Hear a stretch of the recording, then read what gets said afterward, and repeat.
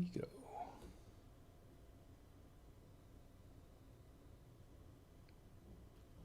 And good evening, everyone. Welcome to another exciting Saturday Night Wine Stream and another exciting edition of Drink with Rick. I'm Rick. Tonight we're going to open up a different wine. This is something new that I picked up from Winestore 2 or 3 weeks ago, and we're going to try it for the first time. Never tried it before. This is a Cab. This is a Cabernet. And we're going to open it up. We're going to try it out with some foods, pair it, see how it tastes, and we'll give it a fair review. We'll give it a fair and honest review. Of course, if you're joining me for the first time, welcome to the chat. We are on. You can chat with us live here on Facebook, and we already have Ed in the chat. Ed, it's great to see you. Welcome to the Saturday Night Wine Stream tonight. And Ed says, "Happy early Dad's Day." Thank you, Ed. I really appreciate that. Ed's a good friend of mine for way back when, and Ed, I really appreciate that. And we're going to be toasting fathers everywhere on Father's Day tonight. And I hope you'll stick around. Even if you don't drink, you don't have to drink wine on the show. This is, of course, Drink with Rick. It doesn't say drink wine with Rick, although that's technically what we're drinking. It can be drink anything you want. Beer, soda, scotch and soda. You could drink water if you want. Your favorite juice, Gatorade, whatever you like to drink. Or you could just sit back and enjoy the show. Just sit back, enjoy the show, and chat with me. I'm looking forward to hearing from you, all my friends here. Facebook, YouTube, Twitch, we're on all those areas. You can watch us on our Facebook page at Drink with Rick. You can watch us on YouTube at Drink with Rick. Twitch, it's Drink with Rick 1 on Twitch. And Twitter. You can go to @DrinkWithRick on Twitter and watch us there. And, of course, you can always watch live and afterwards at drinkwithrick.com, our website at drinkwithrick.com. Of course, our podcast, the podcast version of this, if you want to hear the audio-only version later on in your leisure as you're out and about, you can listen to the podcast that goes up 10 p.m. Monday nights at 10 p.m. Eastern Time. And we're everywhere. Everywhere you can pick up a podcast. We're pretty much on most all the platforms. In fact, you can catch us in any of these here: Apple Podcasts, Google Podcasts, Spotify. Let's see, TuneIn. I listen to TuneIn sometimes, and iHeartRadio, Stitcher, Deezer. And you can also subscribe by email. Just set up a subscription via email, and every time a new episode of the podcast drops, you'll get an email notification saying, hey, new episode available, pick it up. You can pick it up on your favorite podcatcher on Android and your iPhone as well. And, of course, you can just pick up the RSS feed the old-fashioned way and catch it that way. Now, we are, and of course you can contact me through the email. I almost forgot the email, rick@savoyamedia.com. That's rick at SAVOYAMEDIA.com. And please contact me on the email because we're giving away a book here, and I'm going to talk about that later on the show. We're giving away this book, and I'll give you all the details later on. So stick around. Let's see. In the chat we have Ed, and I'm glad you're here, Ed. It's really good to see you. An old friend of mine. And let's see, what else we have? We have nothing going on much on YouTube, but that can always change. Twitch, Steve Badcat is there. I'm glad you're joining me on Twitch. Steve says, woo, hi, Rick. Can I smoke MMJ? Look, smoke them if you got them. I don't know. That's your... Tom Antio's in the chat as well. He says, hey, Pops. Hey, right back at you, Tom. So, Tom, stick around. We're going to have a lot of fun, and we're going to toast dads everywhere on Father's Day. Steve, I don't know if you're dad or not, but if you are, happy Father's Day approaching up. And this show is kind of dedicated to that in a way. So we're looking forward to it. Nothing going on Twitter, so to speak, at the moment, but I know we have people that watch on Twitter sometimes. So let's get right to the wine. Now tonight we're drinking this. This is a Hancock Hancock McLaren Vale SA. This is their home vineyard. This is a Cabernet Sauvignon. It's a 2015 cab, so it should be fairly well matured. fairly well matured. We're going to find out when we open this up. Now, with this Cabernet, interesting because it's not a 100% cabs, and a lot of cabs are not. Here's the back end of it, and this is what the label looks on the back side. Let's see. I'm going to read this just in case you can't catch all this because it's a kind of small print on the screen. It says, since my very first vintage here in 1962, I have harbored a passion for this region. Our family vineyard, with its old vines, hillside slopes, and beautiful views, is a very special place. McLaren Vale, home to our wines. There's some tasting notes on this. It says black currant and crushed leaf flavors of Cabernet Sauvignon with the perfume of violets and savory taste of Touriga. There is a little Touriga in this wine. McLaren Vale Cabernet Sauvignon, 90%, and then Touriga is 10%. This is made by Chris Hancock, with Hancock Hancock. It is an Australian wine, McLaren Vale in Australia, imported by Pacific Highway Wines and Spirits in Sonoma, California. And there is 13, now the label says 13.5% alcohol by volume in the 750 milliliter bottle of wine. However, I did some checking up on this wine, and it's listed a little bit higher. The alcohol content is actually a little higher on some of the websites that are posting it. Now, I don't know if that's because of different vintages. This is the 2015 vintage, so the label says 13.5% alcohol. But, and as we all know, and we talked about many times in the past in the wine stream, that what's posted on the label isn't necessarily what the actual alcohol content is. It is usually considerably higher, not lower, but higher. So it could be 15% in this bottle. It's very, very possible. So we'll find out. In the meantime, let's see anyone else in the chat. Gordon's in the chat. Great to see you too, Gordon. He says hi, Rick, and hi right back at you. Of course, Gordon has Gordon, you have an upcoming thing going on here, and I did subscribe to it. I want to try to check that out. If you could post a little link to it or whatever to it, you're welcome to do that. I did sign up for it last week. I think it's at the end of this month, I think. Just give yourself a little shout out there and promote yourself on that. Gordon is our resident in the podcaster space. He is our legal expert, and he for podcasting and copyright and things like that. My chair's squeaking pretty bad tonight. Probably can catch that. I'll try to reposition myself a little bit. Got to get a new chair. But Gordon, feel free to promote your upcoming event here, and just do it in the chat, and it's fine. I'll give you a shout out on it. That's great. I do appreciate it. Before I start, I want to say that this is kind of a Father's Day themed. So, Gordon, I know you're a dad. I know there are a lot of dads out there. I want to give a happy Father's Day shout out to everyone. I'm a dad too. My children are pretty much grown.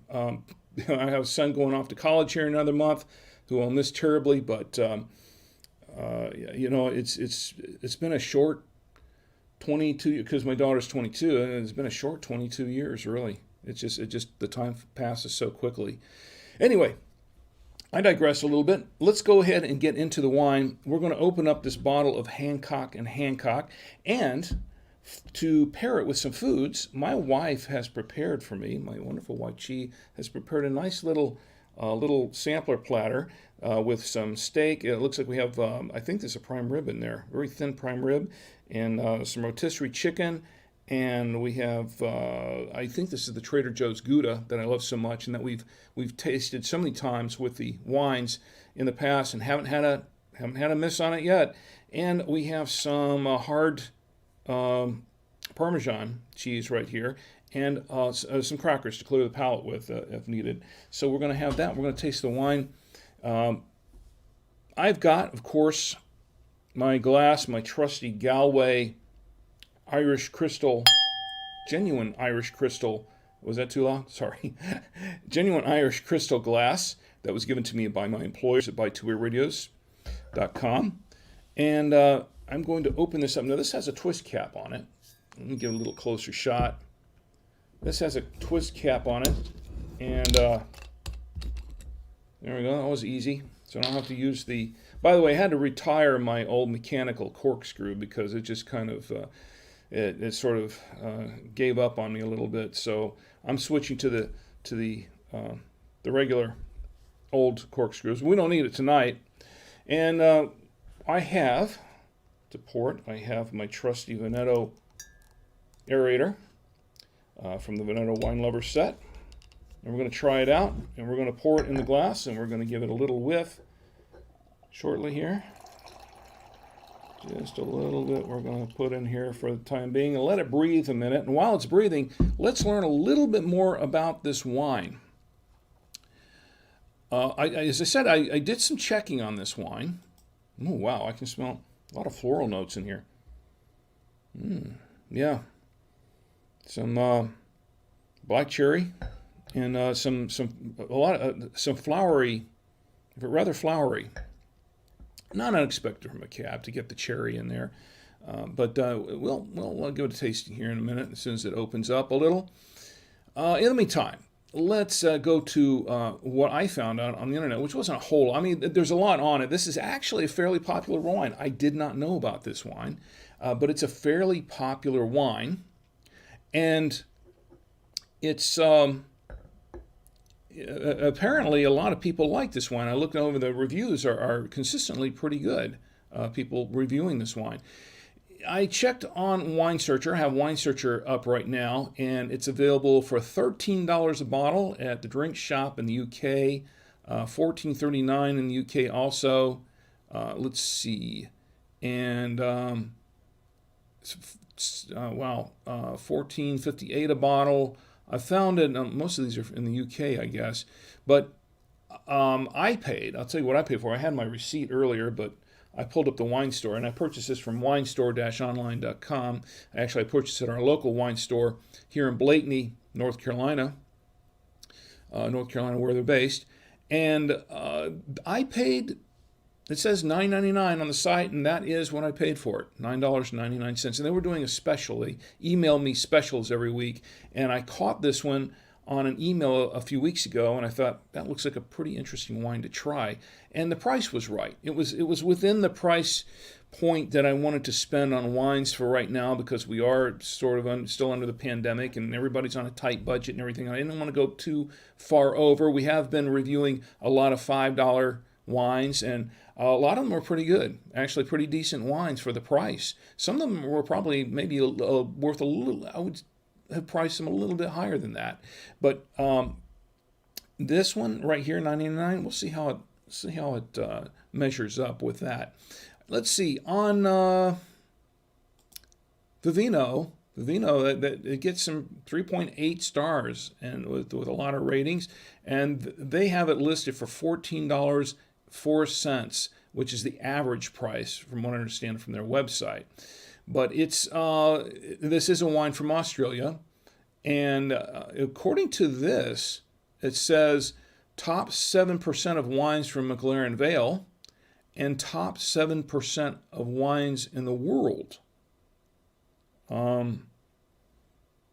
That's what it says on their website, and that's top 7%. Well, there are a lot of wines, and there are more and more coming out all the time. I can't vouch for that. That's what it says on their website, but that's what it says. Now, this wine's supposed to pair pretty good with things like beef and lamb and a little bit of spicy foods, according to Vivino. Now, Wine Store site, they say it pairs pretty well with grilled meats. I do have a grilled meat here. That's a beef, but it's I don't know. We'll see how it tastes. Anyway, I think the wine's opened up a little bit. Let's give it a sniff. And yeah, I'm getting the black cherry right away. Black cherry and maybe a little slight hit of oakiness. Just I can smell that actually. And it's fairly, I would say, in the lights it makes it look really dark. It makes all these wines look very dark in complexion. The wine itself, it looks like it's I don't want to say it's full bodied. It's kind of medium to full. I would say it's a medium body wine. I would say it's full bodied, somewhere in between there, medium full bodied wine. It's very floral though. Let's see. Let's give it a taste.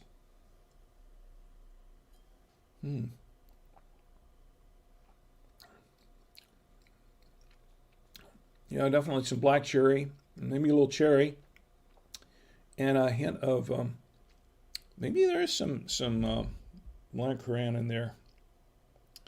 And that's what it says. It says here, black currant. I could get a hit of this, but I'm getting a hint of yeah. This is mostly black cherry and cherry. Maybe a little hint of blackberry too. Slight hint of plum as it goes down. There's let me try a little bit more of that. It does have a lingering finish. It's not like the wine I think the wine that we tried last week. Excuse me, the wine that we tried last week, which I just put up there tonight, the Montrevet, it was a quick finish. This one has more of a lingering finish.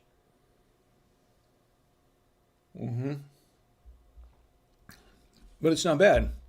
Rather smooth. I want to say it's a little bit velvety.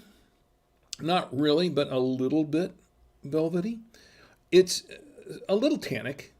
It's a little tannic, but I'd say medium tannins, medium acidity. I'd say kind of a balance of the tannins, balance of the acidity, and it's and the oakiness I smelled a little bit a while ago. I can't say that I get it now. Maybe a hint. Maybe a slight hint of vanilla too. Might be a little bit of vanilla in there.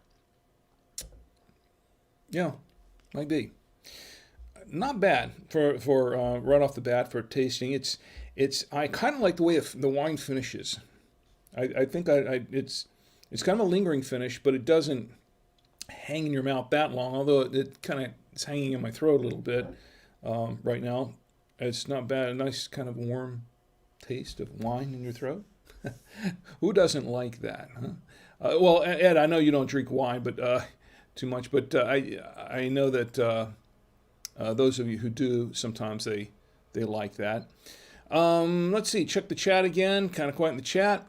People are watching. That's good. Stick with me. Tell me how you're doing.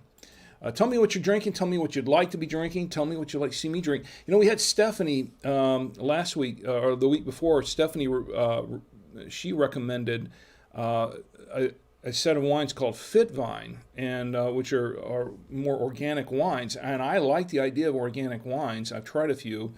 I like that idea. And Stephanie, if you're watching later, I don't know if you're watching now, but if you're watching later, I'm definitely going to check that out. I've got that. I have that page that you sent me, that link you sent me saved, and I'm going to check out a couple of those wines. It looks like some of those wines may be available locally. I thought maybe I was going to have to order them, but it looks like they're available locally. So I'm going to give a couple of these a try. I'm going to go look for a couple this week, this coming week, I should say, and then we're going to. I'm going to maybe review a couple. So Stephanie, if you're watching now, Stephanie has a birthday coming up next month, so we're going to toast that too. I think we're looking forward to that. Let's see, anything else going before I get into the tasting, the pairing, food pairing. Nothing going on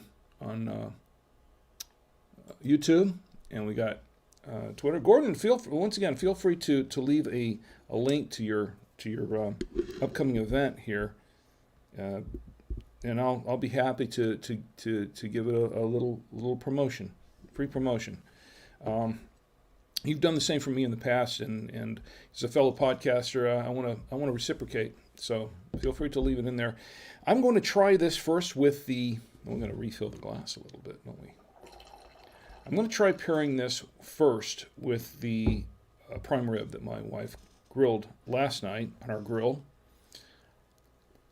I'm going to. Prime rib is still good, by the way. Boy, I really have to fix this chair. It is good. Can you hear it? No, this chair is squeaking badly. All right. The steak is still pretty good, by the way. Leftovers.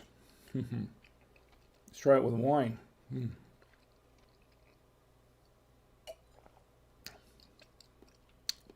Okay. You know what? It really brings out, it amplifies the grilled flavor. The flavor of the grill. I'm going to try it one more time. It amplifies the grilled flavor of the meat. I like that. Mm-hmm. It's good steak.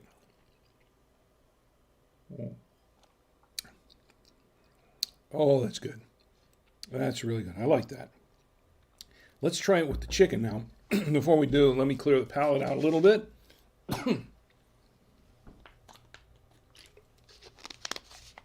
Clear the palate a little. And we'll try it fresh with the chicken, with the grilled chicken. This is, well, not grilled chicken, I'm sorry. This is a rotisserie chicken. And it says it's supposed to go pretty decent with chicken. Or poultry, I should say. Chicken's good too, by the way. And I have to refill the glass for this one too.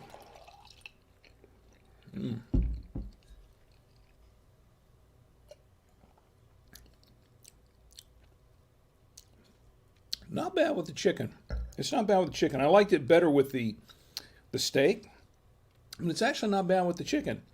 I'll tell you what, I'm eager to try it with the cheeses. Now, I have read up on this wine. It's a popular wine once again, but I have read that this one seems to go better with hard cheeses. Now, I do have a hard cheese, and I have a medium, which is the Gouda. The hard cheese is the Parmesan. This is a hard Parmesan. We're going to give it a try with the Parmesan. And this is actually a pretty decent Parmesan cheese. I'm not sure where my wife got it. It's actually pretty good.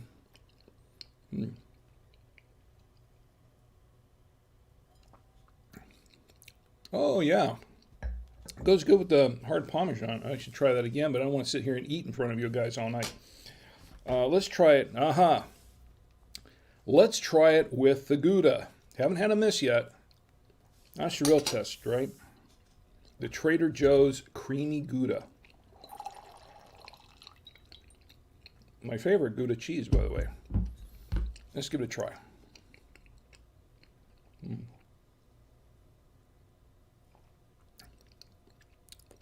We have another winner, folks. We have another winner. It goes really well with the Gouda. We haven't had a miss on any of this. I was surprised because last week we had a couple foods on here that I tried that I didn't really care too much with the wine we had last week.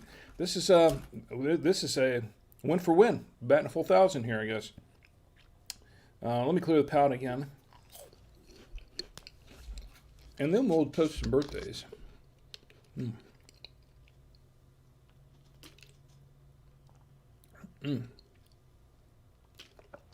Okay. By the way, for those who have trouble drinking red wines, and I've explained before why that happens a lot, is why some people prefer whites over reds, and it's mostly because a lot of the sulfites in the red wine, a couple of things, and the higher, and usually it's because of the higher alcohol content in some of the red wines.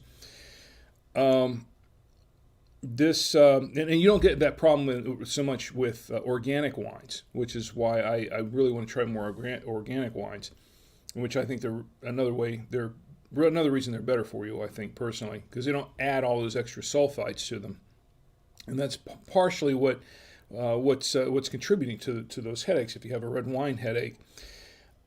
This one, if you, as a general rule, if you drink the water in between your glasses of wine, you will have generally have a lower chance of getting those wine headaches because you're keeping yourself hydrated as well as keeping yourself wind up, for lack of a better term at the moment. So anyway, I think that's got it done for our tasting at the moment. But let's get to the fun stuff, the toasting. We're going to toast some birthdays. I have a couple of birthdays, not a whole lot of birthdays this week, to be honest, but we have some shout outs, and we have, of course, we have some national days that we're going to toast, including one that I think we're all aware of. The first birthday that I want to toast, so first of all, anybody in the chat, hey, look, if you have a birthday coming up and you're in the chat, let me know about it. Let me know about it. I'll be happy to give you a shout out and toast you in the chat as well. Your Pope Nerd says, hello, Rick. He says, are you there? And yes, I am right here. I can see you. I'm checking the chat. I'm having to go back and forth between drinking and chatting, but I'll get to you. How you doing? Your Poke Nerds. How are you doing? What are you drinking tonight? Or if you're drinking at all, it's okay. If you're not, just sit back and enjoy the show. And as I mentioned before, anybody has a birthday or an anniversary coming up of any sort, just let me know, and I'll be happy to toast it for you, give you a shout out. Okay, so let's take a look at anybody on YouTube. Not really. YouTube's quiet. Twitch and Facebook are where we usually get the chats going. I think YouTube is kind of known for leaving comments after the fact, and I've had quite a few of those. Anyway, let's get back to the wine drinking and the toasting. Let me fill this wine glass some more. It's not full enough, right? He said. Okay, so the first birthday, now we have a lot of birthdays coming up next week, so I'm going to have to be ready to toast those. But the first birthday I wanted to toast, I do want to give a second toast to my good friend Mark Wright, whose birthday was actually last week. Actually it was this past week, 6/18. It was on the 18th, and I gave him a toast last week, but I want to give him another toast this week because he is also a special friend. And he's worth it. And I'd say, here's to you, Mark. Happy birthday. That was Thursday, as a matter of fact. And known Mark for many, many years. Also, I want to give a special birthday toast to Jessica. Jessica Harms. Her birthday was yesterday. And Jessica, if you're watching later, I want to say, if you're not here now, I want to say happy birthday. Happy birthday to Jessica. Happy birthday to you. And you know what, Ed? Ed says my birthday was on the 10th. And yes, I know, Ed, and I did toast you on the 10th, but you know what? I'll toast you again, just because I can. So here's to you, Ed. Happy belated birthday on the 10th, and happy birthday to you.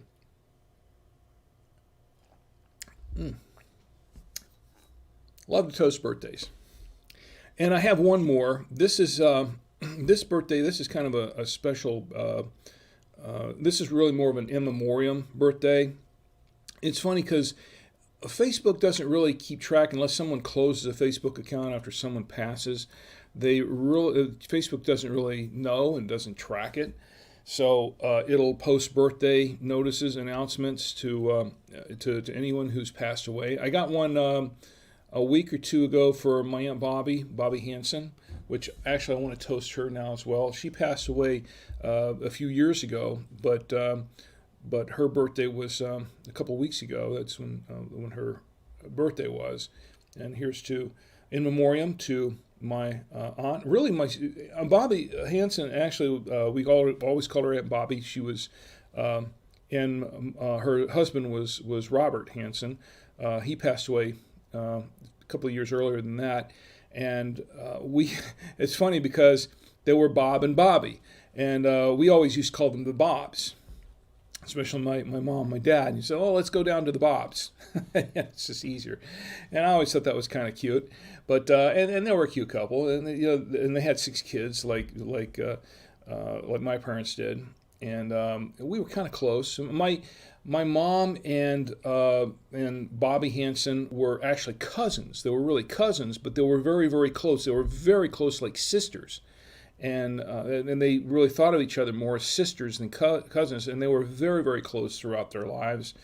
And because of that, they were always, for us, Aunt Bobby and Uncle Bob. So our cousins, like my cousin Richard, who I toasted a while back on his birthday, he's really my second cousin. No, he's really my third cousin, but he's actually my cousin. I call him our cousin, but he's really actually our third cousin. Anyway, I don't want to bore you to death with all this stuff, but here's to my Aunt Bobby in memoriam. Happy birthday to you. And I want to give another in memoriam birthday shout out to a good friend of mine, Will Campbell, another person whose birthday notice popped up last week. His birthday was the 18th, Thursday, just like Mark's, and he had passed away a couple of years earlier. And I met Will when I joined the what was called at the time the Cinematography Club of Orlando, which later became the Association of Cinematic and Video Arts, or the Association of Cinematic Arts, ACA or ACVA as it was later called, and which actually hosted the first film festival in Orlando for many years, for several years, for about 4 or 5 years. It was the first film festival held in Orlando. Was hosted, and I was a member of the club. I was president for 1 year of the club. Will was president for a couple of years, and he was also very instrumental in getting the film festival, actually bringing the film festival about and bringing it to fruition. It was a lot of his work. He was also an accomplished musician. He was in a country band. Pretty cool guy, and a good friend. Anyway, here's to Will Campbell in memoriam. I miss you, Will. Here's to you. Happy birthday. All right, and I'm toasting people after they passed away, their birthdays, but come on.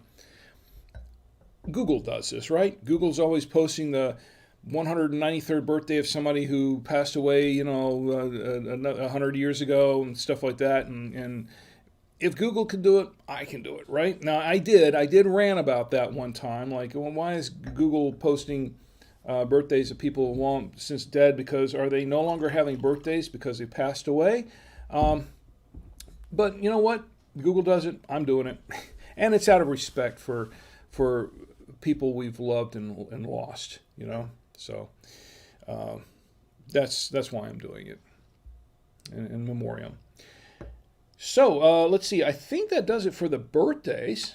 Like I said, there weren't that many this week. This might be a short show this week, folks. Not too many birthdays this week, but we do have a lot next weekend, the next couple of weeks. So looks like July and August were the big month for birthdays. My wife's birthday is in July. So I tell you what, let's get right to the national days. I keep spilling my wine. There we go. Let's get right to the national days. You know what? I can put it on my coaster, my Drink with Rick coaster. Ed, do you have any of these yet? I can, tell you what, email me a mailing address where I can send these to you. I'll send you a pair of them.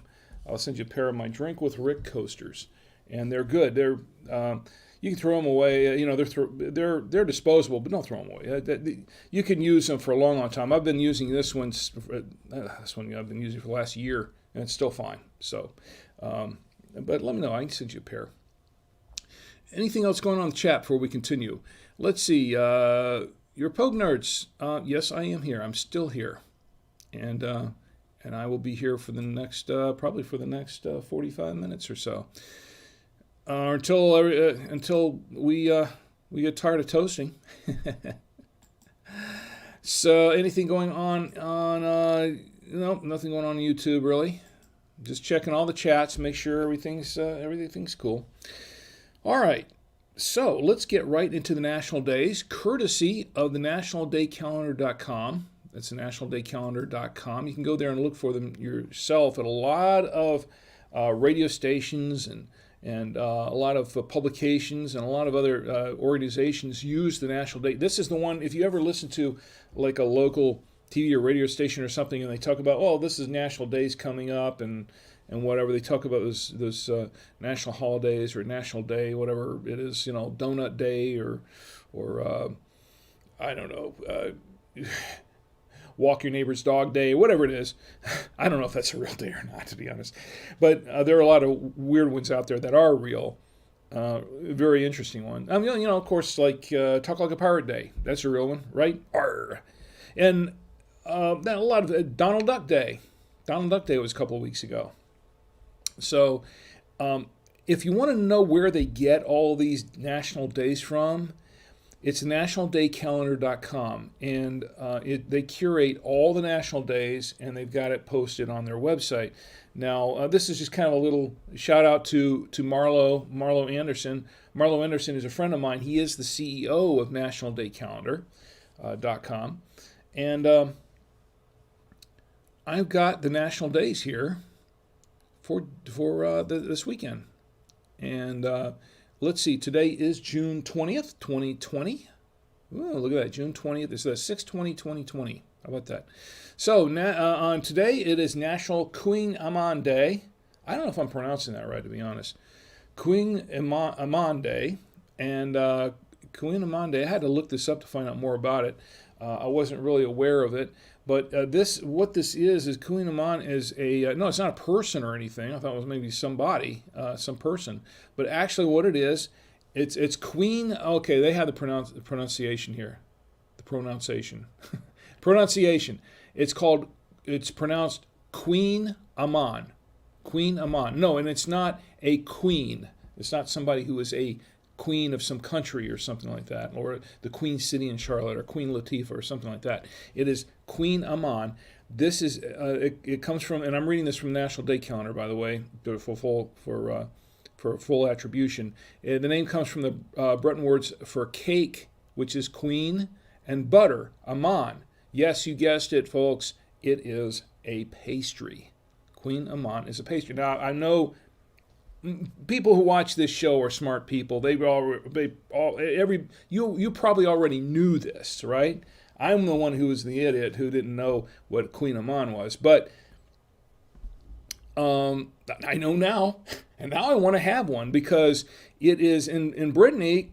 Queen Amman is a popular and traditional pastry, and it originated in 1860, and apparently it originated there at that time because the flour it was hard to find, it was hard to get, but there was a lot of butter around. So there was more butter than flour, so they had to make do, and they created a pastry that was made mostly of butter. So and if you're somebody who likes croissants or donuts, glazed donuts, this is something that you'll really, really like. Very buttery. It's probably very fatty and rich, but I can hardly wait to try one. I'm going to have to go look for one now. Queen Amman. I didn't know before the wine stream, but I wish I had. I would have searched around to see if I could find one. Queen Amman. I'm going to have to try that. But apparently, it is. It says it's not a cronut. It's a Queen Amman, and it's been around much longer than a cronut, which is cronut's a combination of a croissant and a donut. But apparently, it's celebrated Queen Amman Day is celebrated every June 20th. So you know what I'm going to do? I'm going to toast Queen Amman Day. Here's to Queen Amman Day. I say it real fast. It really does sound like somebody's name. Queen Amman Day. Hey, it's Queen Amman Day. And if there really was a Queen Amman Day, an actual queen, maybe, oh, come on, my dad jokes. And then they made a day after her, it would be Queen Amman Day, right? Never mind. It was bad. I told you it was a bad dad joke, okay? So, anyway, let me check the chat one more time, if anybody's still here. Jessica's joined us in the chat. Jessica, it's great to see you. Happy birthday. Once again, I toasted you. I just toasted you on the birthday. But I'm going to toast you again just because you're here now and you can be toasted. So everyone, here's a toast to Jessica Harms, for your birthday. And your birthday was yesterday. Happy birthday. Happy birthday to you. Happy birthday. And may you have many, many, many, many more. How's the family doing, by the way? Hope they're all doing very, very well. Okay, so, and Jessica says, thank you. You're welcome. You're welcome. And she says, happy birthday to both of you. So, let's see. Back to, Tommy Antio says, don't worry, he checks his chat every few minutes. Yes, I do. Yes, I do, Tom, and I'm right here in the chat. So, and tell me how you're doing. Tell me how you're doing. I want to hear how you are. Okay, so let's get back to the national days for a minute because there are a few more of these, and I only have 2/3 a bottle of wine left to toast with. Let me find my national day calendar again because I just lost it. Oh, it's right here. There we go. National Eagle Day. Today is National Eagle Day. Here's to eagles. I like eagles. I don't think eagles like me much. How about those Philadelphia Eagles? I'm not really a big football fan, although I'll watch a game every once in a while. Here's to American Eagle Day. Well, I think we're talking about the American eagle, the American bald eagle. Here's to American Eagle Day. It's also International Nystagmus Day. I didn't do any research on this one. I have no idea. Okay, here's one that we can all relate to. Charles, are you there tonight? Charles Rudd, my good friend Charles. Are you there tonight? You'd appreciate this. Today was National Hike with a Geek Day. Yes, National Hike with a Geek Day. That's a different kind of hiking altogether, isn't it? National Hike with a Geek Day. A lot of us, it's funny, when I was a kid, and I was ostracized quite a bit when I was a kid because I was considered a nerd, a geek, 4 eyes and all that kind of stuff. I was the quintessential nerd, the quintessential geek. I sat around and watched Star Trek. I was into sci-fi, and I was into, I read a lot, and I was not really that, I was not the football jock, okay? I was the geek, or what Freddie Blassie would call the pencil neck geek. Don't think I had a pencil neck, but, that was actually, I don't know. Ed, you remember the Dr. Memento days? You remember the Dr. Memento days when we sat around and ate cookies and drank beer and listened to Dr. Memento? The Pencil Neck Geek. Remember that song from Freddie Blassie? It was in the wrestler. Anyway, I was one of the quintessential geeks, and I did play Dungeons and Dragons, as Ed, I believe you did as well. I hope I'm not embarrassing you, Ed. My good friend Ed, I hope I'm not embarrassing you with all this backstory stuff. But a lot of us played Dungeons and Dragons and things like that. And we were book nerds, and we did a lot of things that people would consider nerdish or geeky. But the thing is, you know what? That was back in the early '80s, actually, late '70s, early '80s, and that was when geekdom was not cool. Being a geek was not cool. But look what's happened in 20, 30 years since. It's just a complete turnaround. It's like now being a geek, being a nerd is kind of cool. One reason why it's cool? Because he found out that geeks and nerds were that smart that they could become rich and own huge software empires and hardware empires and pretty much all of Silicon Valley. Silicon Valley is pretty much run by geeks and nerds, right? And so it was created by geeks and nerds. The technology that we have today were created by geeks and nerds. And I include ham radio operators in that class too a little bit because a lot of people considered ham operators kind of geeky and nerdy too. And it was because of the hams that we have a lot of the things like cell phones and things like that today. They were basically the early inventors of a lot of this technology, the experimenters with it. So, you know what? And here I am going on my rant. That's my rant for the night.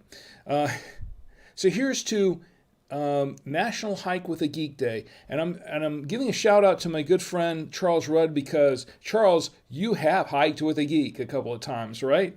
You've hiked with a geek, and that was me. Here's to National Hike with a Geek Day.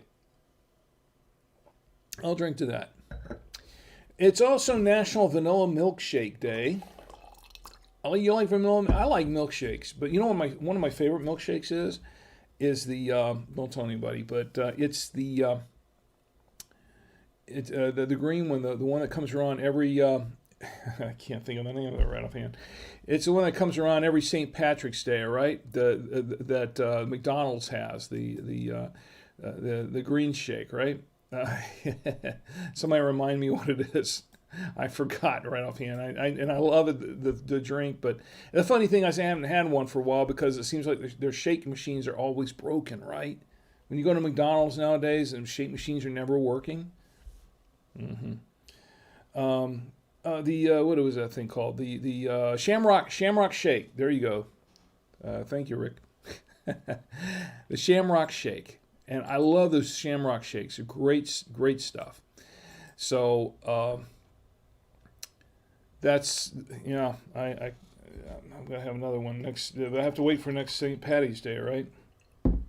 For that to come around. Boy, I'm really spilling stuff tonight. Okay. Anyway, here's to what were we toasting again? Oh yes, National Vanilla Milkshake Day. Also National Ice Cream Soda Day.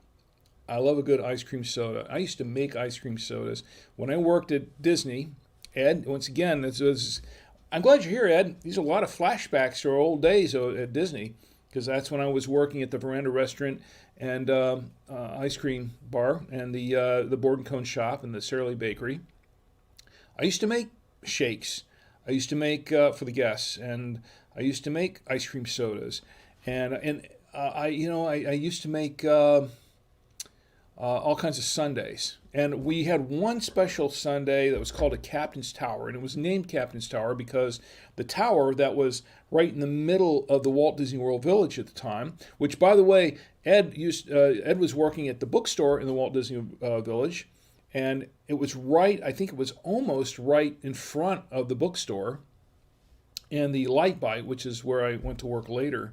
None of those are around anymore, I don't think.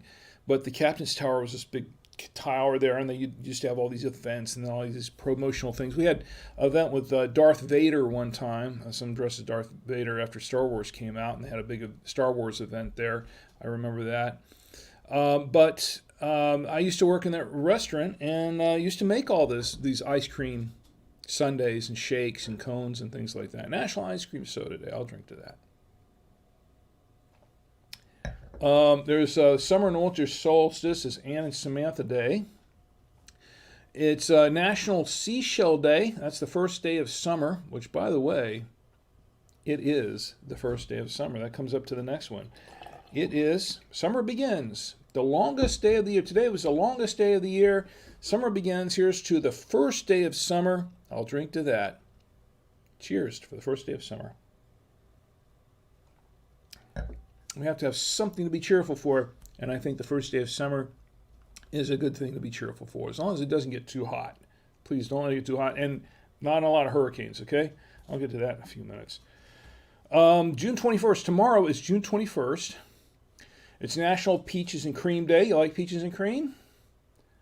Yeah, I was thinking of peaches and herb. I like peaches and herb. But you like peaches and cream? Peaches and cream. National Day of the Gong. It's Go Skateboarding Day. It's National Daylight Appreciation Day. You know what? I appreciate daylight.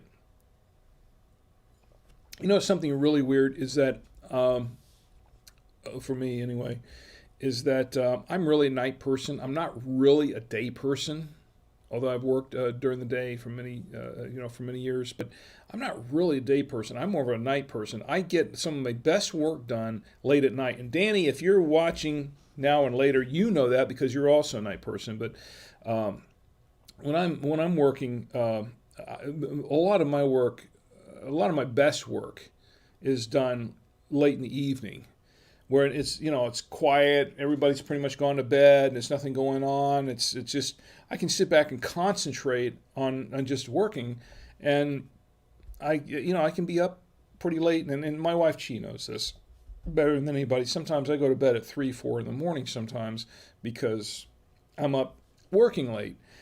Just because for me, that's the best time for me to work, is where I can sit down and concentrate on stuff. Not in the morning. Morning, I'm like first cup of coffee, and I got to have 2 or 3 cups of coffee before I can even get going. But late at night, that's when my mind is the most active. And that's why I can't sleep, because when I have a lot of insomnia issues where I go to bed at night and I can't sleep because my mind is racing. I'm always thinking about something, and sometimes I'll get an epiphany about something, or I'll get some kind of an idea, and I have to run in here and I want to write it down, or I want to do something, or I want to make it happen right then and there. But because I know that if I don't do that, I'm going to forget about it in the morning, and it's going to be a lost idea, right? Anybody else have that? Maybe I'm the only one. Maybe I'm weird about that, but that's just me. Let's see. Let's get back to chat for a minute. Ed says never broke a shake machine at Veranda Pavilion. No, and you did work there. You did work there with me as well. As you know, and I almost forgot about that, but I did not forget about that because that's how Ed and I met when we first worked at Disney together. And Ed and I did work in the cone shop and the Veranda restaurant before. Ed, we had some great times there.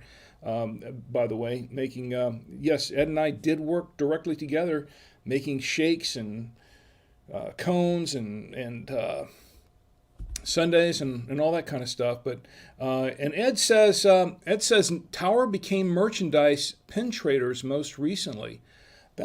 Tower became merchandise pin traders most recently. That's good to know, Ed. You know, it's been a while since so you've been down there recently. I know didn't you recently retire from there, or are you still working there? Because I know that they were selling a lot of merchandise in there when I left, and I came back a few years later. And then when Chi and I got married, I wanted to take her and show her the area. But by that time, I think they had. I think the Empress Lily was still there, but it wasn't the Empress Lily anymore. And they had opened it up as Disney Marketplace, and they had added a lot of stuff. And I think the movie theater was there and some other things. And then soon after, I think they got rid of the Empress Lily riverboat, but the riverboat restaurant. But that was I remember going through there and reminiscing with Chi and showing her like where everything was and where I worked before, and then the tower at that point, I think they were selling merchandise there, but I think it was still called the Captain's Tower, right? I think I don't know what it is now. I don't even know if it's still there. I haven't been to the Disney Marketplace or whatever it is they're calling it now. They changed the name so many times. It used to be the Lake Buena Vista Village, and then it was the Walt Disney World Village at Lake Buena Vista, and then it was the I think at that point they just called it the Disney Village, and then they called it Disney Marketplace, and then they changed the name so many times. Ed says retired from there. Okay, Ed, so you did retire from there. Hey, congratulations, by the way, on your retirement from Disney. I hope they treat you very, very well. We have to chat some more. We have to chat some more on that. One of these days, down in Orlando, we can connect and meet up and maybe catch up on some old times at Disney. There were some good times. We had some really good times. And yeah, I miss those days a little bit. I do. I think about them. I think about those days somewhat, working with. As a matter of fact, the other day I was thinking about some of those people that worked there in the very, very beginning with you and me. Caesar, remember Caesar and Blake and Carrie and some of those other people that were there. I remember some of their first names, and there was the other one. Who was the other guy? Used to pal around with Caesar, the other guy. I don't remember him now, but that brings back a lot of memories. Anyway, where was I going? Folks, this is a stream of consciousness show. This is not scripted. I do have some show notes here, but I don't always follow them verbatim because I will go off on tangents sometimes. Let's see. June 21st. During June 21st, I was getting to a National Vanilla Milkshake Day, National Ice Cream Soda Day. I did toast that. And it's Samantha Day. The first day of summer. That's right. Summer and the winter solstice. First day of National Seashells down by the sea. I can't say it, especially after this. National Seashell Day. First day of summer, and summer begins. Longest day of summer. This is for the beginning of summer. Here's to a great summer. I hope everyone has a great summer. I know it's been a tough 2020 so far, but I hope it gets better. I know it'll get better, and I hope the summer will be great for everyone, for all of you and for me. Let's have a great summer together, okay?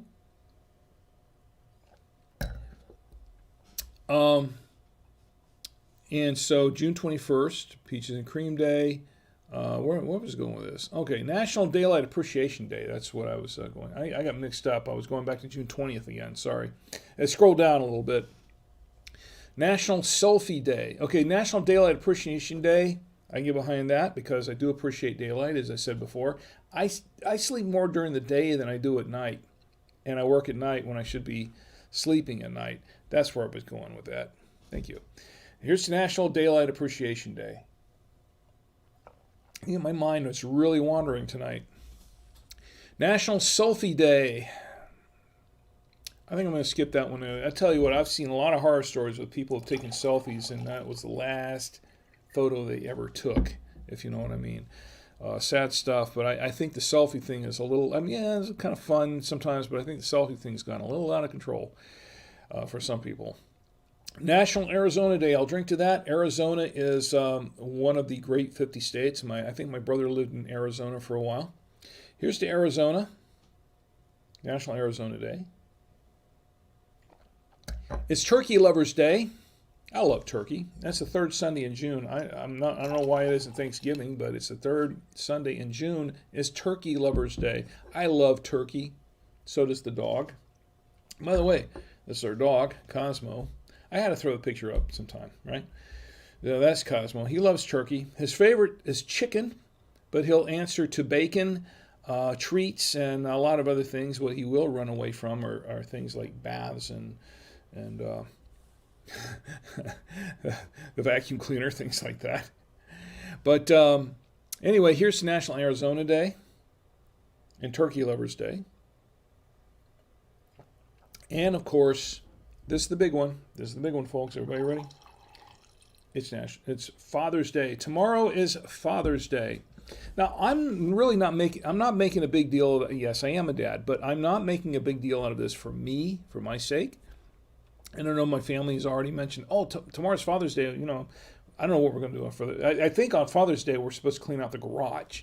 I think that's what we have planned for Father's Day is clean out the garage. So as long as I get my nap in, I'm good. But I think that's mostly what I'm going to be doing tomorrow is cleaning out the garage on Father's Day. But look, I don't want to make a big deal out of Father's Day for me, really. But what I really do want to do is to acknowledge all of the fathers out there. If you're a father, if you're a dad, I want to acknowledge all the dads out there. It is hard work. It is, and it's a lifetime commitment too, isn't it? It's a lifetime commitment being a dad. And that's something that I signed on to when I became a dad the first time. And, it was 4 years before after Tina and I got married, before we had kids. And I'll tell you what, I do not regret it. I do not regret a minute of it. When my daughter was born, it was just such an emotional, uplifting experience. Just a very, very, it really brought, I don't want to get all cliche on everybody, but, it's because everybody says this sort of thing. But I was there when my daughter was born. I was there when my son was born. I was the first one in the family, after the doctor and the nurse, to hold each one of my children and to bond with them, because my wife, in both cases, my wife was pretty much out of it. They were both C-sections. But it was such a spiritual experience, I want to say. It was a very, very emotional, spiritual experience. And just as soon as my daughter was placed in my arms, I just cried. And there was tears of joy, but it was also tears of amazement and just tears of wonder and just the awesomeness of the whole thing. And the same thing when my son was born. It was the same event all over again. And I knew when I saw my daughter for the first time, I fell in love with her. And the same thing with my son. I held my son in my arms for the first time, and it was just such a wondrous experience. And I'm saying, this is my own son, my own flesh and blood. It changes you. it really does. It changes you, and it changed me for life. And I'm glad. I am so thankful, so grateful for those experiences, those two experiences of holding my children in my arms for the first time, and knowing that they are my flesh and blood, my own kids, and it's just, I don't know, and also the responsibility. You sit them down and you realize that, whoa, I'm responsible for another human life. I'm responsible for two human lives here, and it's a very serious responsibility. And all of a sudden, it kind of takes a lot of the, I guess, up until that point, I was a little more, I want to say, not as, a little more, I don't want to say happy-go-lucky, but I guess maybe not as serious about certain things. And once I held my kids in my arms for the first time, I realized the responsibility of this, the full responsibility, and of fatherhood. And it just, right then, it just changed me. And I said, you know what? From now on, my life is going to be a lot more stable, more. My feet are going to be on the ground. I'm going to be more responsible because I have to be. And it does. It changes. I'm not really sure if I can explain this right, but if you're a dad, you know what I'm talking about. You know exactly what I'm talking about. So and Ed says let's see, Downtown Disney, then Disney Springs. Okay, let me go up here. Ed says 40 years. Ed was at Disney for 40 years. You know what, Ed, you deserve a toast just for that, just for putting up 40 years. I barely made it 9. I was there 9 and I was out of there. But Ed, 40 years. Here's to you, Ed. For retirement after 40 years, you deserve 2 toasts for that. Ooh. 40 years. Wow. That's amazing, Ed. That's an amazing accomplishment. And you should be very proud. Downtown Disney, then Disney Springs. Yes, it was Downtown Disney for a while. It was Disney Marketplace, then Downtown Disney, then Disney Springs. They run out of names. They run out of ideas for names. Disney Springs, I think that's kind of stretching it a little bit. Ed Anthony says Kane. Yes, it was Kane. That's who it was, Kane. There was, he was the other guy that was there. And he was a bit of, I don't know, he was a bit of a misfit, wasn't he? He was something else, Kane. Ed Anthony, real name Cheryl. Yes, I do remember. Ed, your memory is much, much better than mine. But yes, it was Kane.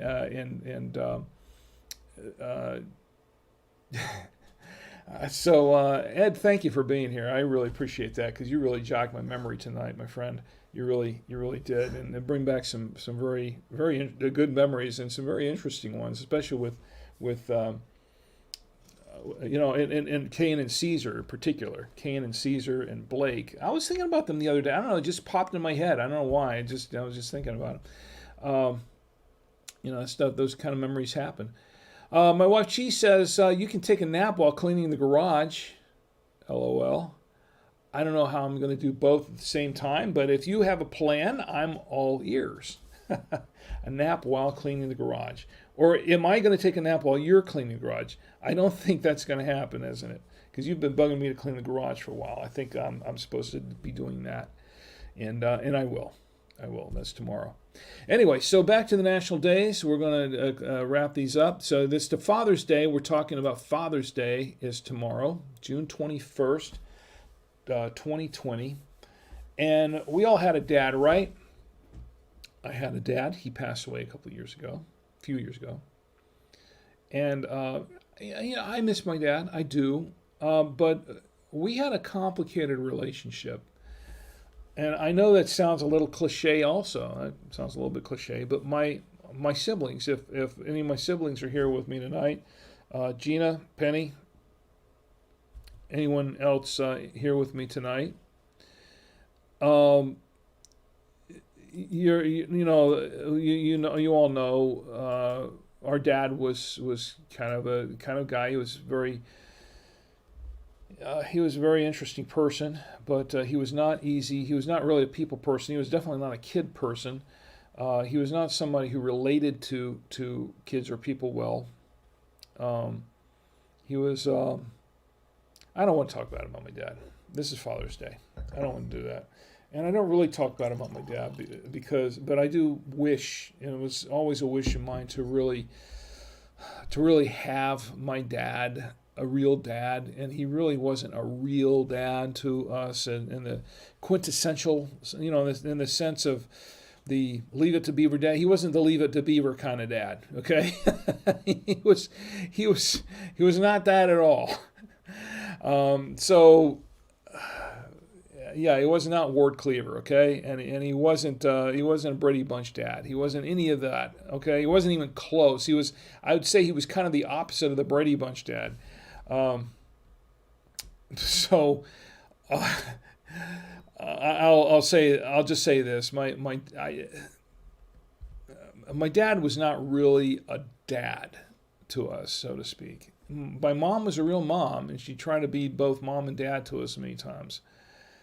But it was always I had always wanted, while my dad was alive, it was always my wish and my dream that someday my dad would be a real dad. My dad would turn around and become a real dad. And we tried. I tried very hard. He did too a little bit. I'm not going to say bad things about my dad because he had moments. He had moments.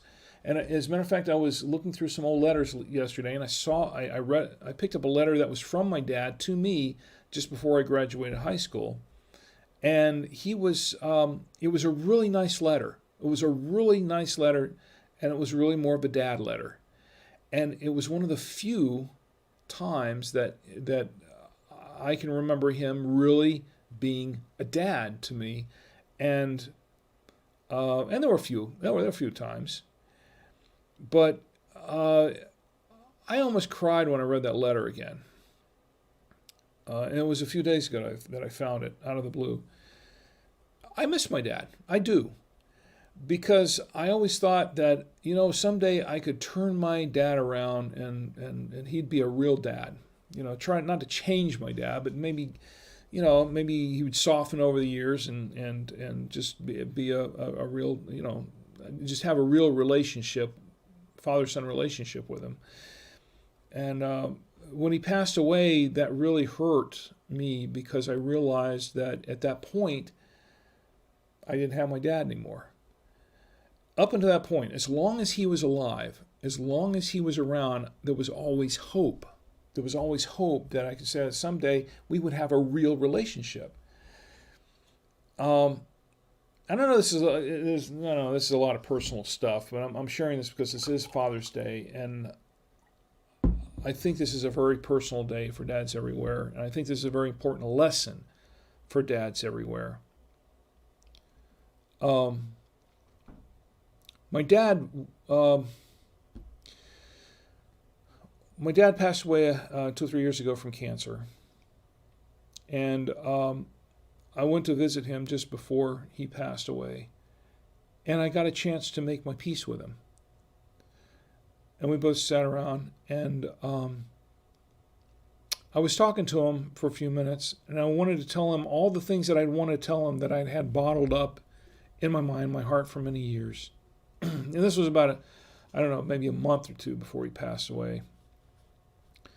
And I started to talk to him, and then I just let loose. I just sat there and cried, and he was looking at me, he didn't really understand why I'd sort of just started crying and weeping right in front of him.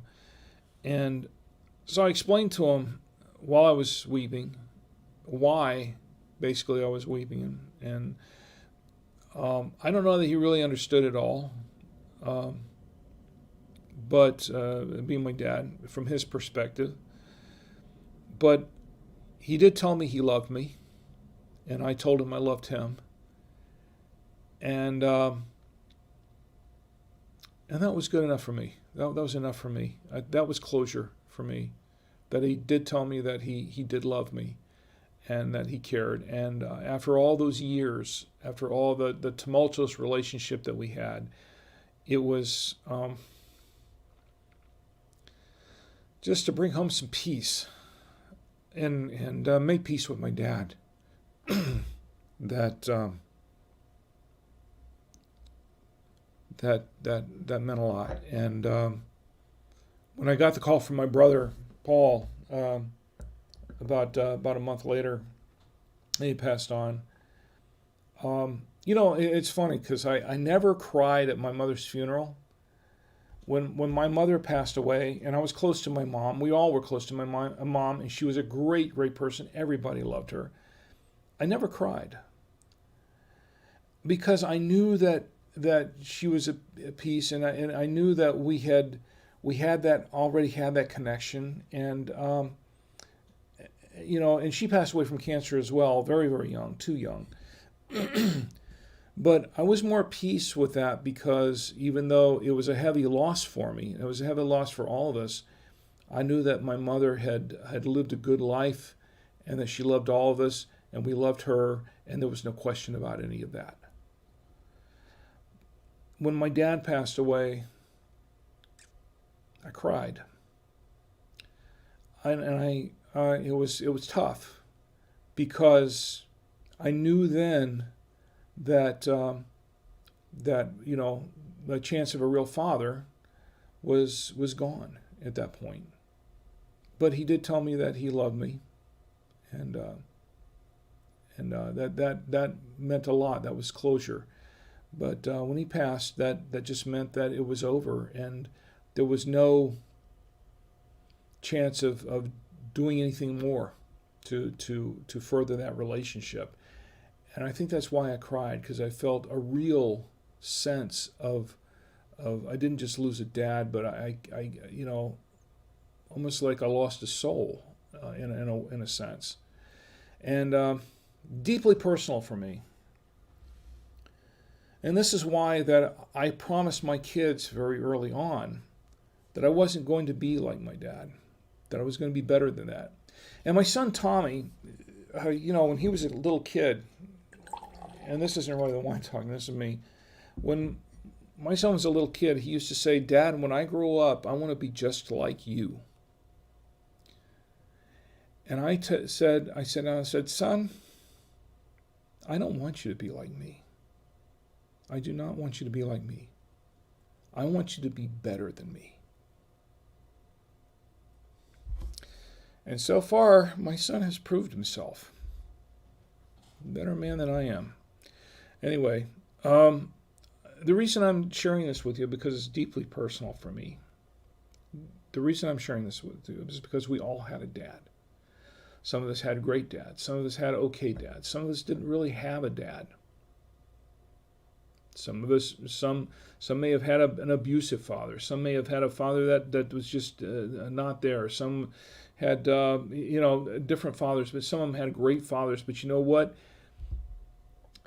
There comes a time when you have to, for those who have had fathers that were not that great, that they'd prefer to forget, I would say don't forget. That's a lesson to make yourself better than your dad and to make your children better than you. And that's something that you should always strive for as a dad. And I'm speaking to you as a dad, from one dad to another now, those of you who are dads, and moms too. But for those of us who are dads, and there are a lot of you out there, Gordon, you're a dad. A lot of people that are great dads out there. Be the best dad you can be to your kids. Be the best dad you can be. It doesn't last that long. I mean, they grow up and they move away quickly. You're dad the rest of your lives, but look, you only get that one chance, that one small chance the one shot of being a dad who's influential, who's a teacher. I firmly believe that dads were meant to be teachers, The mothers, and I know this sounds old school, this sounds old fashioned. I'm 61 years old. I come from an old school, okay? Mothers are nurturers, but dads are teachers. Kids need both parents. Kids in a home need both parents. I firmly believe that, okay? And some families don't have both parents. Some families with one parent, whether it be a mom or a dad or grandparent, They try to be both parents, and it's tough, and I understand that. And that's why they have Mother's Day and Grandparents' Day. Father's Day, though, it isn't just a day for getting a gift or getting a nice dinner out or something like that, or getting a card, a Hallmark card. Father's Day really signifies something deeper than that. It signifies the responsibility that dads have to be dads to their kids and to teach their kids what they need to be successful in life, to make it in life. The mentor, you need to be the mentor to your kids. You need to be the teacher to your kids, the guidance, the Jiminy Cricket, I guess, in a way, to your kids. Disney reference. Sorry, Ed. Sorry, Ed. Disney reference. And I see the chat. I'm going to get to that in just a moment. But I want to say to those of you who are dads, it is not an easy job. It is a tough job.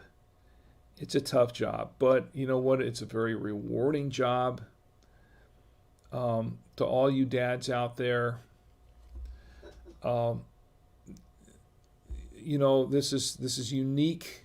I don't necessarily call it a responsibility. I think it's a unique opportunity. It's a unique experience to be a dad, a real dad. And even though I didn't really have a real dad, I know there are a lot of you out there who are. And I want to toast you. I want to take this moment to toast you because I have a lot of respect for you and I have a lot of admiration for you. And I want to say happy Father's Day, not to me, but to all of you who are real dads out there. Here's to you. Happy Father's Day.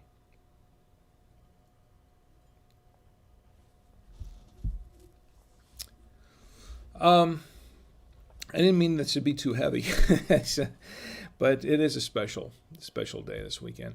Let's get back to the chat for a moment. Ed says, saw Carrie Wilson again a few, let's see, I got to scroll down a little bit. Oh, okay. Saw Carrie Wilson again a few years back. New last name. Ed, I always liked Carrie. She was pretty cool. I always thought she was pretty cool, and I kind of looked up to her as like just a kind of a cool person. And she was one of those people who just I don't know. She was a lot of fun to be around. So she was a lot of fun to talk to and to work with. She was a lot of fun to work with. She was kind of a character in a way, but she was a lot of fun. I remember Carrie very, very well, and I'm glad you're able to see her again. Carrie, yeah, I remember Carrie very, very well. She was one of the first, besides you, and there were a couple other people there in the cone shop that I worked with. But Carrie was one person that I have a very, very good memories of. And I want to say, if you see her again, Ed, if you see Carrie again, tell her I said hi. Give her my best, please. If you see her again, ask her, tell her I asked about her, and tell her that I remember her. And here's to an old friend. I'll toast Carrie. Tell her I toasted her. Ed says that death may end a life, but it doesn't end a relationship. This is true. This is true, Ed. That's good. I like that. That's very good. A death may end a life, but it doesn't end a relationship. That is very more true than you think, because a part of my dad is with me. I mean, I came from my dad, and there's a part of me that was from my dad, and a part of my personality that was from my dad. And you're right. You're absolutely right. I think that even though the parent passes, there is a part of that parent that always remains with the child. And it goes from generation to generation. And it doesn't end the relationship. There is still that relationship there, in a manner of speaking. Penny, my sister Penny's in the chat. Penny, great to see you. I'm glad you're here. Tell me how you're doing and how's Ben doing, And Ben is her son, namesake of my dad. He was named after my dad, as a matter of fact. And I hope Ben's doing well. And also Tom. How's Tom doing? And if Tom's drinking a white wine, here's to you, because I drank one last week, and I drank one to Tom. And I was thinking about Tom when I was drinking that. I was thinking, I gotta let Tom know I was drinking a white wine last week. Anyway, Penny says amen. She agrees. And Penny, here's to you as well, and Tom and Ben.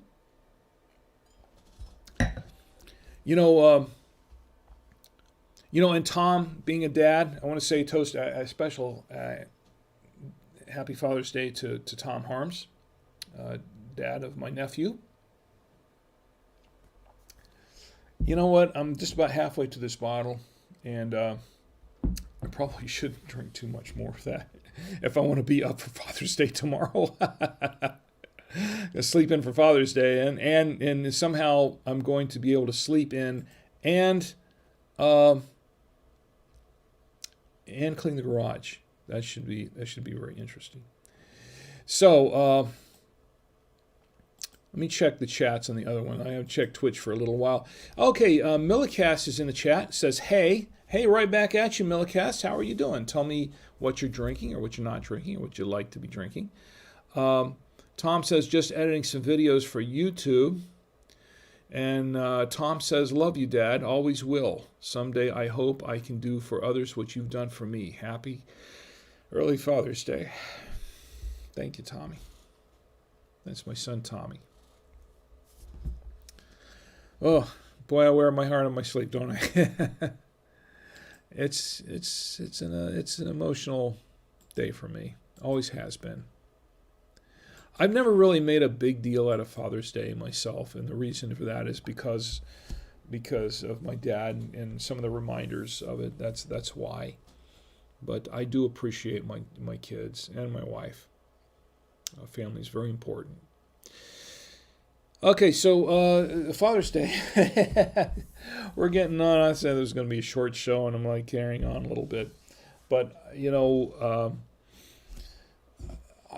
I just want to, once again, reiterate that tomorrow being Father's Day, I know there are a lot of people that they're going to be going out, taking their dads out to lunch and things like that, showing their appreciation for it. We're going to hang out here. I'm going to clean the garage. Maybe if I get a nap, that'd be good. But look, I don't put that much of an emphasis on Father's Day, so to speak, because I consider every day to be Father's Day because I have my family, and that's good enough for me. Okay, I guess that does it for the national days. I think we covered that pretty well. I think we've gone over that quite a bit. There are a couple of things I do want to mention, though. I do want to mention that the weather is kind of getting a little weird here, and the reason I mention that is because I just saw today that there are dust storms coming from the Sahara. The Sahara Desert is they're blowing up these huge dust storms, and of course we get them all the time. And actually, dust storms are kind of important. Dust storms perform an important function where they actually help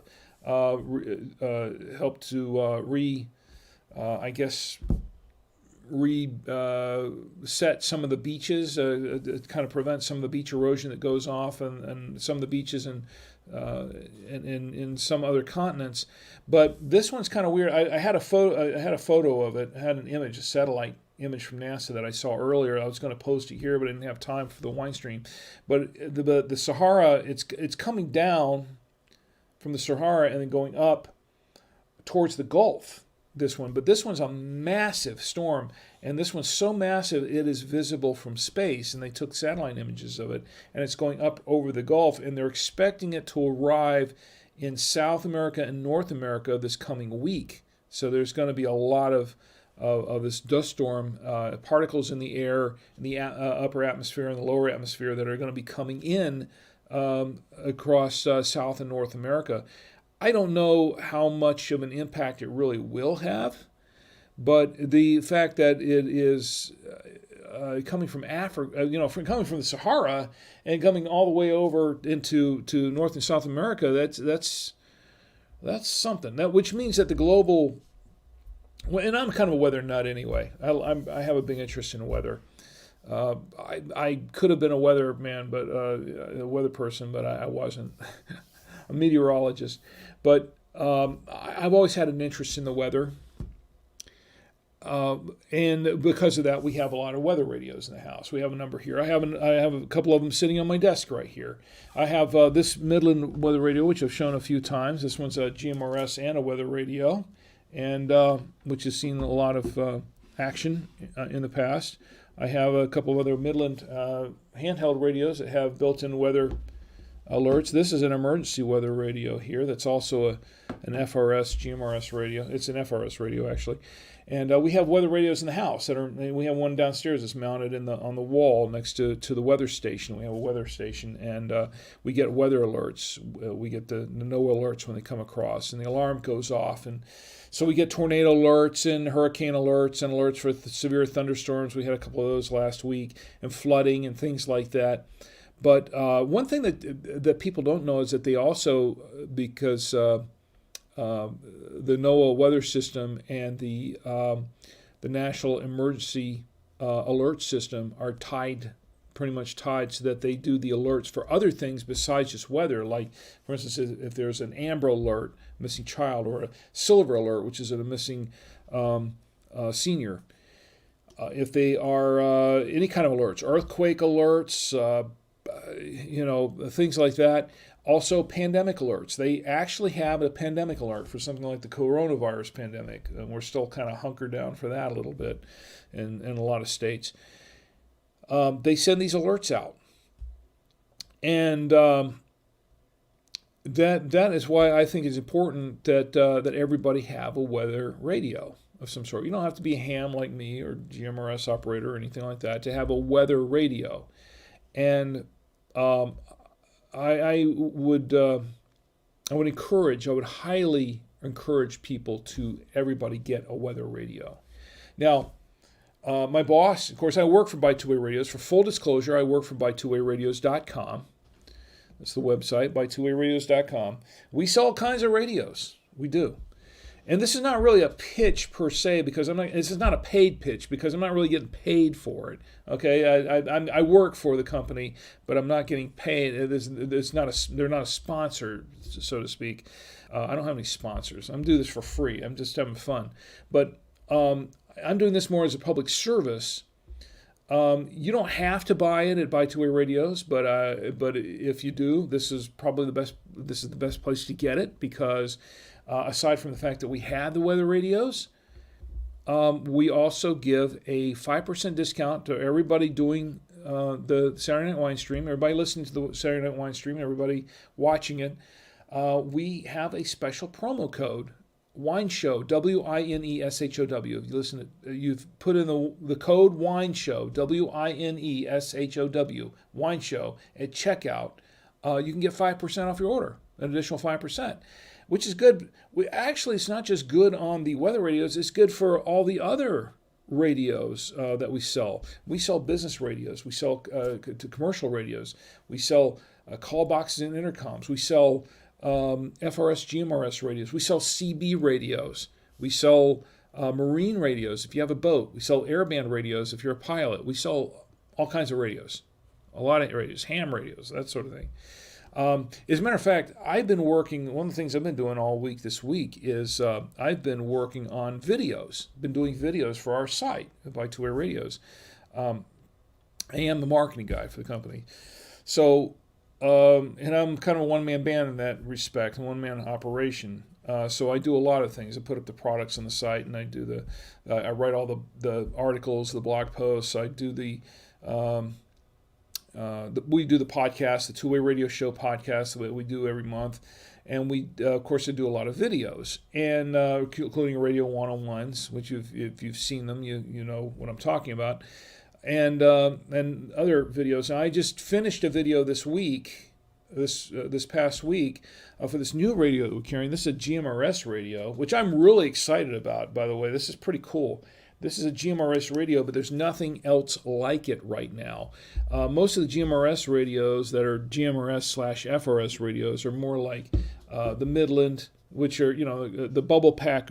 Some people call them bubble pack radios, these smaller Midlands, which are okay. They're okay. They do what they do, but this thing's really high powered, 5 watts, and it's commercial grade. This is not like the others are consumer grade radios. This one's a commercial grade radio. So I was really excited about doing this video, and it took me a while to do it because I had to completely kind of undo my Drink with Rick set and everything, undo this, take the studio half apart to do all these videos. I did a series of them, and I'm still editing a couple, but one just I finished this week, and I think it turned out pretty good. But the thing is that this radio is really unique because there aren't any other GMRS radios of its class out there that are commercial grade. This is a commercial grade radio for GMRS users. And Mike Dell, if you're watching now or later, you know what I'm talking about. That's kind of unique. So I'm really excited about this sort of thing. But you can get 5% off that if you want to go buy if you're a GMRS licensed person. Anybody can be licensed for GMRS. The whole family can be licensed for one GMRS license. You can get that at buytowearradios.com. You get 5% off that. So that's my thing. But that's what I've been doing all week, is doing videos. This is my last video of the week here, doing the wine stream. Anyway, so that's pretty much what I got. There is one more thing I want to mention. If you've been watching the wine stream for a while, you know that I have been promoting this book, Start Ugly. Now, I do not make any money on any of this stuff, okay? Once again, I am not a paid shill for this book. I'm doing this because I'm giving one away. And I really like the book. I've read the book. This is from my friend Chris Krumitzos. Let me see if I have the image here. Start Ugly. This is a book he wrote, written by Chris Krumitzos, who is a co-founder of Podfest, Multimedia Expo, and a podcaster in his own right. He and his wife are both podcasters. And a dad, too. He's also a dad. And he has two lovely daughters of his own. And Chris wrote this book not too long ago called Start Ugly, A Timeless Tale About Information and Change. Now, the thing is about Chris and why I'm promoting this book, I read his book, and I was really impressed with it. It's a short book. It's an easy read, but I was really impressed with it because it actually tells a story but drives home a big point. Now, you've seen those motivational posters. All those motivational posters have been out and, tacked up on the walls and in offices, cubicle offices and stuff like that for a long, long time about do this, do that, all of these motivational things. This is a motivational book. This is actually a motivational poster in the form of a book that you can sit on a coffee table and get a daily affirmation from. And what this is that it's talking about what the book's about. It tells a story about somebody who had an idea, but he kept, putting it off because the timing wasn't right. And this book is telling you don't put it off because all the stars aren't aligned properly, or you don't have all your ducks in a row. Everything isn't perfect to start it. Just start it. Just do it. Just get out there and do it and perfect it as you go along. Just like this wine stream. When this wine stream, I started off, look, the first episodes were horrible. They were horrible. The third one especially. Don't go back and look at them. Well, you can go back and look at it if you want to laugh at something, but horrible. Okay? And if you watch the progression over the last 2 years, you've seen how the set for this show has progressed from then to where it is now. Like all those bottles of wine, for instance. I have 65 bottles of wine up there on the wall. One for each episode. Every bottle of wine that we've reviewed has gone up on this shelf. And at some point there won't be a hold anymore, but we'll deal with it then. But all of those are bottles of wine that I have reviewed, tasted, opened, tasted, tested, reviewed on the show for the last year over a year and a half. Okay, 65 episodes. I never would have started this seriously. I mean, I did one for fun, but I never would have kept with it seriously if it hadn't been for Chris's book that said to start ugly. Because I wanted to be perfect. I want to be the perfect podcast. I want to be the perfect streamer and YouTuber and have everything just right and do all these high production values and stuff like that before I get it out. Chris is telling you in this book, don't do that, because if you do that, you're never going to launch it. It's never going to happen. So here's my thing to you. Here's my, wrong one. Here's my challenge to you. I want to give away a copy of this book to you. I want to give away a copy. This book is normally $19.95. It is it's made the Amazon list of top books on Amazon.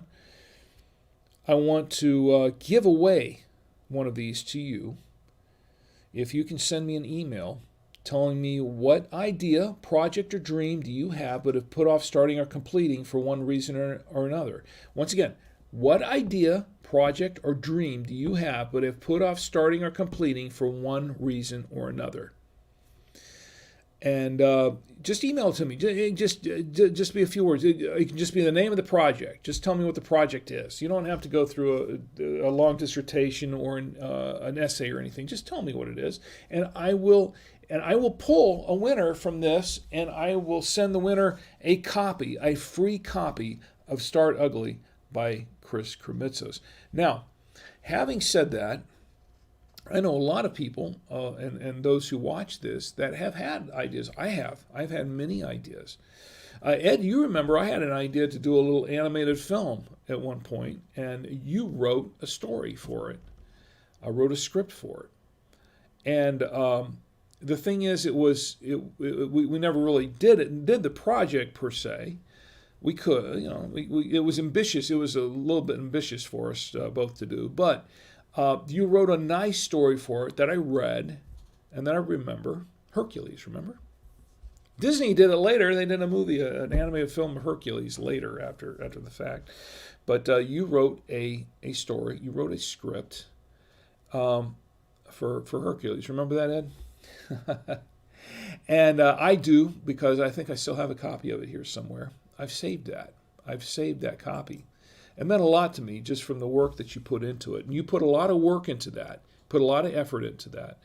And it was a good story and a nice script. And the thing is, though, we never would have gotten as far as we did, and as far as you never would have written it if you hadn't just sat down and started writing it, right? That was an accomplishment for you to write that script. And I don't know if you even remember. You may have forgotten it at some point, but that was an accomplishment. But the thing is, if you had never done it, if we talked about it one night and then a couple of nights, and then if that had just been the end of it, and you never done it, you never would have written that, and it never would have it never would have come to fruition. Never would have been. But you did it. Because you just started it, and you just you had fun with it, and it was fun to read, and you know what?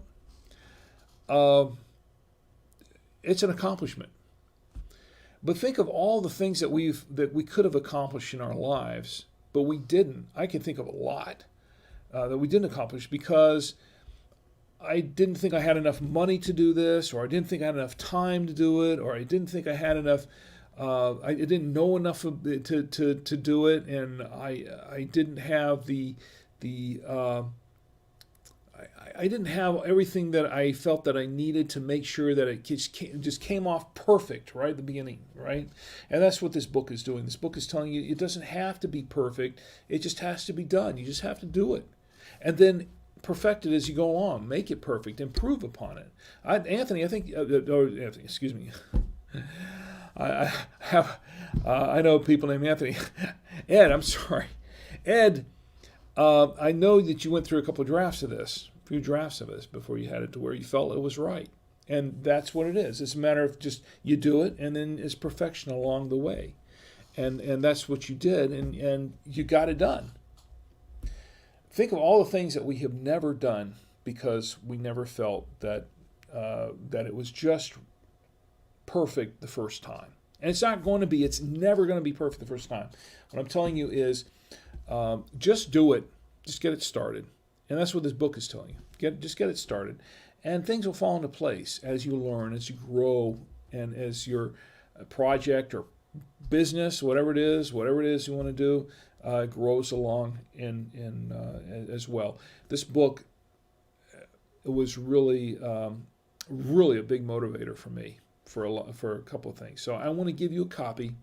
Once again, tell me what idea, project, or dream do you have but have put off starting or completing for one reason or another, and send it to me at rick@savoyamedia.com. rick@savoyamedia.com. I will pull a winner, and I will send you a copy for free of Start Ugly, a timeless tale about innovation and change by Chris Kremitzos.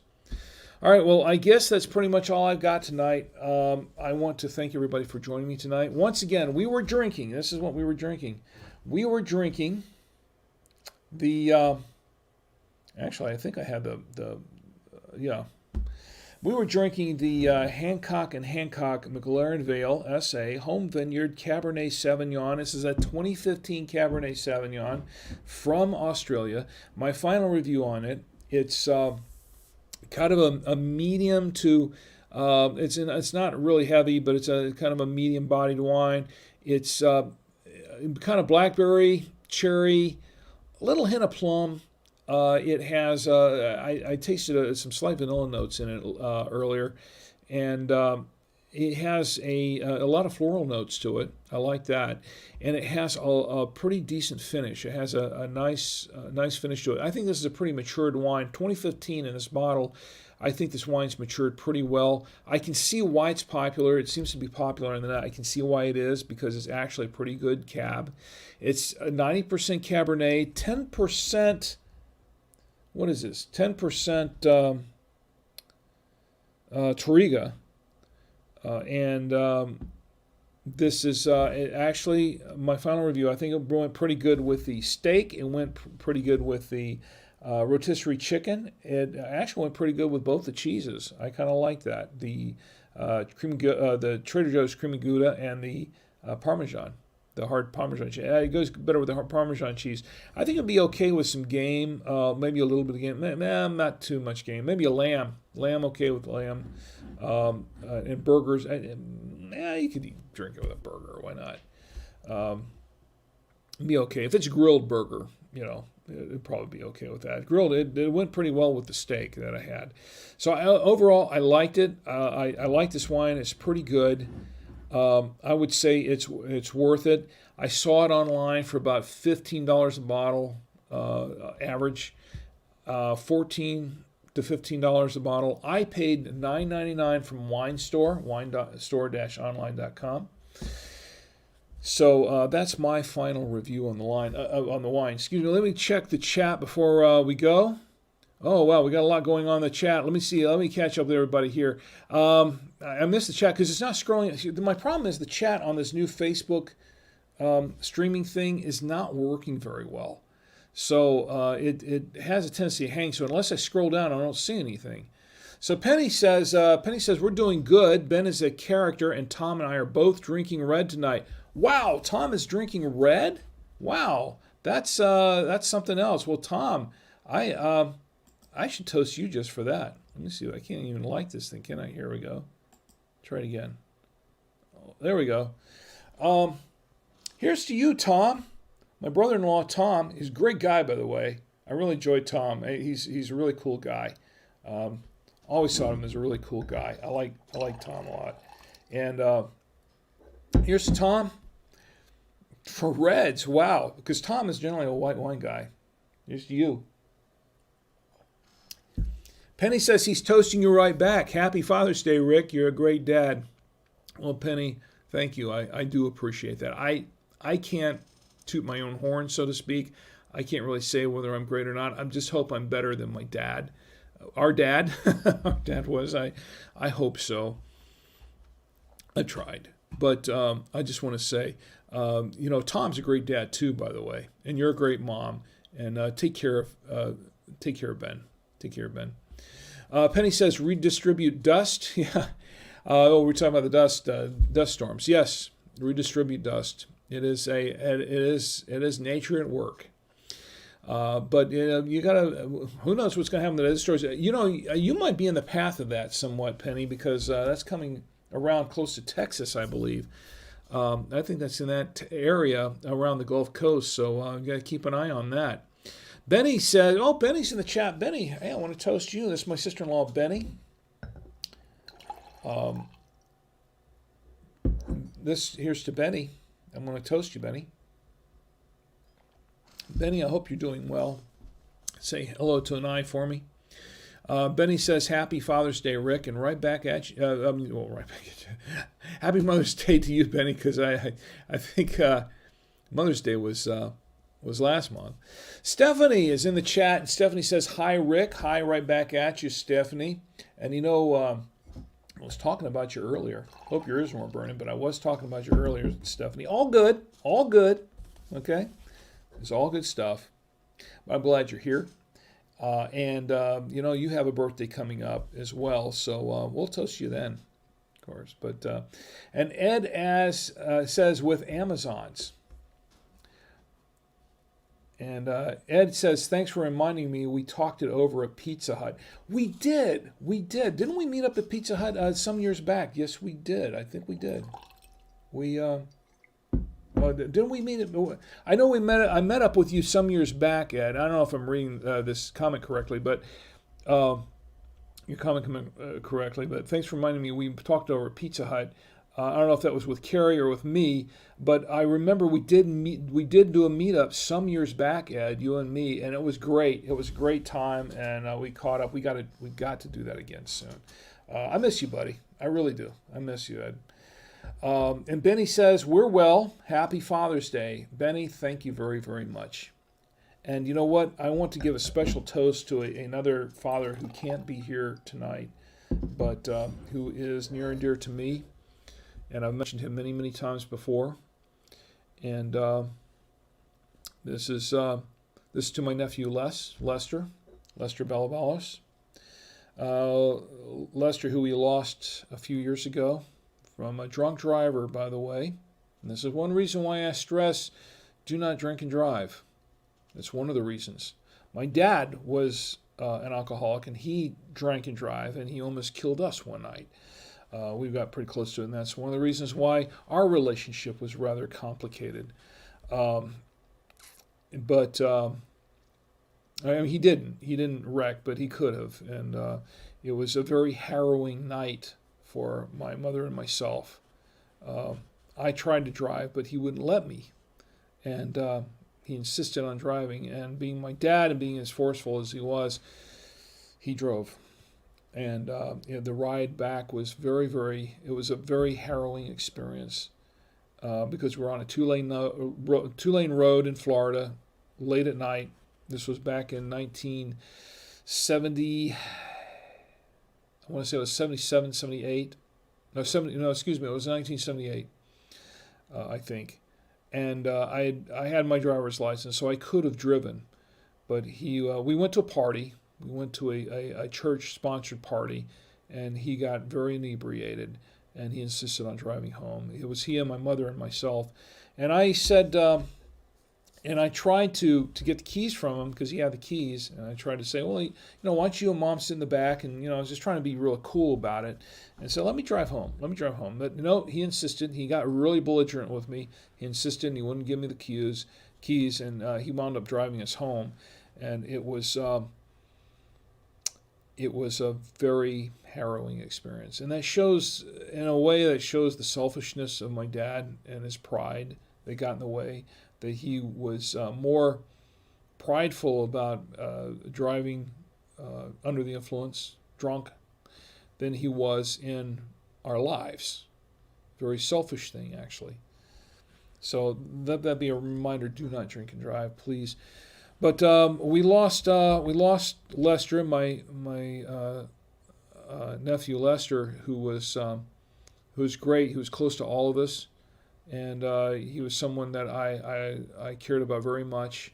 And we lost him a few years ago, and he was a dad. He left behind 2 kids, 2 very young children, and way too early. But here's to Lester. Happy Father's Day to you, Lester, in memoriam. So this is why one of the reasons why I stressed, 2 of the reasons why I stressed, is Lester was killed by a drunk driver on his way home from work. These are 2 of the reasons why I stress, if you're going to drink, do not drink and drive. Okay? And I stress that a lot. And I'm going to stress it again in just a few moments. Benny says, oh yes, we miss Lester too. Happy Father's Day to him in heaven. Yes. I hope everyone's doing well, Benny. Ed says, Herc and Amazons. And Benny says, we're well. Happy Father's Day also to me. Cheers. All right. Well, I guess that's going to do it for tonight. I want to thank anything else going on in Riaya says, hello, us Vine. And I want to say hi right back. Riaha says, hello, us Vine. And yes, we are. There we go. I want to say it's time to go. It's past time to go because I said it was going to be a short show, and here I did it again. We ran along. But look, I've had a great time. I always have a great time doing this. And this is why I do it, because I'm having a good time. This is Saturday night. It's just getting together with all my friends, everyone, old and new, and those I meet online as well, and during the wine stream, and just sit back and just have a good time. Forget the troubles of the day, the troubles of the world, and just get wine as the ultimate. I think it is the ultimate. There's so many things that tear people apart, and that tear us apart as a country, as a nation, as a world. But I think that wine is one of those things that can bring people together, and that's one of my. And I'm not trying to sound like Mr. Rogers, and I'm not trying to sound like some goody two shoes or anything like that, a Pollyanna of some sort. That I know that there are a lot of troubles in the world, but you know what? If we can just try to kind of get together and put aside all of our differences, that's why we don't talk about politics and religion on the show. Just put aside all of those other differences and just sit back and relax and just be us together. Getting to know each other, just having a good time together, because that's what really life is about, right? Just being good to each other, and that's what it should be about, just being good to each other. Anyway, I want to say thank you to everybody. It's time to close up for tonight. Thank you to everybody who joined me. I want to first of all on Twitch, I want to say thank you to Steve Bad Cat who joined us. And I don't know what you're smoking, but I'm drinking. Your Poke Nerds and Tom Antio and Millicast and Riaya and everyone who joined me on Twitch. Anyone who joined me on Twitter that I can't really see right now, who's joined me on Twitter. Also on YouTube, those watching on YouTube and those watching later, because I know a lot of people on YouTube watch later. And I also want to say thank you to everyone who joined me on Facebook, including Ed, my good friend Ed, and Gordon, and Jessica. And happy birthday again, Jessica, by the way. And my lovely wife, Chi. And Penny, my sister Penny. And everyone, Stephanie, who's joined me on the chat. And Benny, my sister-in-law Benny, who's joined me on the chat. I want to thank all of you for being here with me tonight. I appreciate each and every one of you, and I'm thankful that each and every one of you here has joined me this evening. And I'm not just saying that; I mean it. I really do mean it. I'm grateful. People who hang out with me for a while, whether they're drinking with me or not, that means a lot to me. It does, and not just on Father's Day, but any day. I'm glad you're here, and I'm glad that we've had this time together. So next week, I don't know what we're going to do next week. We open the bottle this one here. Next week, I have a surprise. Might be a total surprise. But Stephanie, I'm looking at the recommendation you sent me and I'm going to see if I can find a couple of those wines that you recommended a couple of weeks ago. I've got that bookmarked, and I've been looking around, and I think some of them are available locally, as I mentioned at the beginning of the show, and I'm going to see if I can find one or two, and we'll see if we can open it up and review it, because that's what we do on the Saturday Night Wine Stream. Anyway, once again, thank you for being here with me tonight. Join me here again next week. Please, in the meantime, have a great week. Have a safe week. Have a happy Father's Day, by the way, to all you dads. Do not drink and drive, once again. Do not text and drive, please. You know that's a pet peeve of mine. Because I want you to have a great and a safe week. And I want you to come back here next week. Join me here next week on the Saturday Night Wine Stream, and we can all get together and drink with Rick. Good night.